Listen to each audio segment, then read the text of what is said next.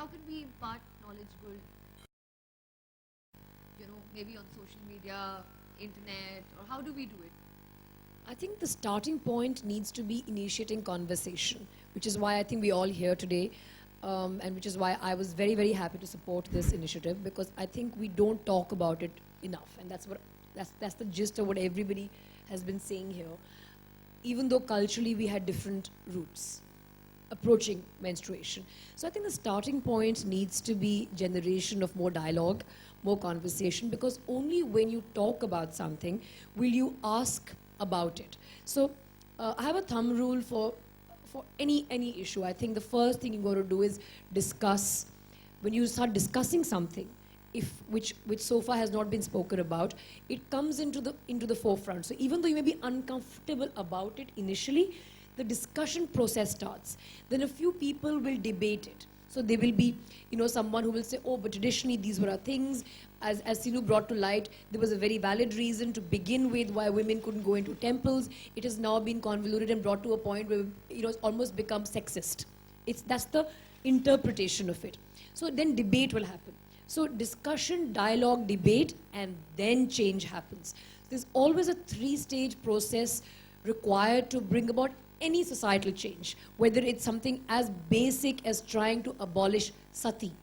We required a law to stop people from burning women when their husbands died. Women were doing it voluntarily as well, but a law was required to actually stop sati by the British. So logically, and the precursor to that law was people like Raja Ram Mohan Roy, Dayanand Saraswati, who spoke about the need to challenge these norms. So the first step is always discussion, discourse, dialogue, debate.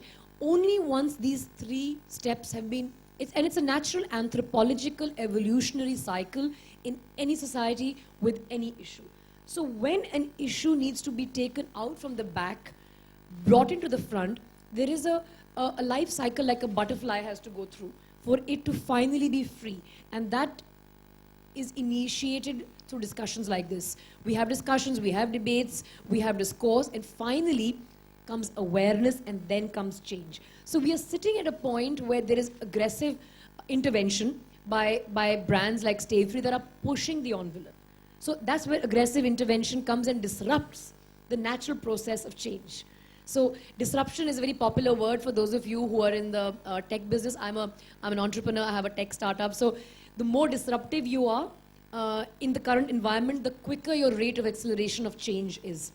So when brands come forward to do aggressive intervention is when you can accelerate the process of change and disrupt the normal cycle of dialogue, debate, discussion, and then change. So they become catalysts for change, so to speak. So of course it will still take time, but this intervention that they're doing, and how we are all part of this, and our friends in the media will use the power of their pen to put the might behind this action, is when change will actually happen.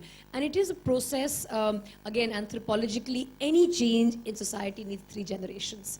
That's 15 times 3, so 45 years, unless there is disruptive action and aggressive intervention. So we have taken the first step in Absolutely. the right direction.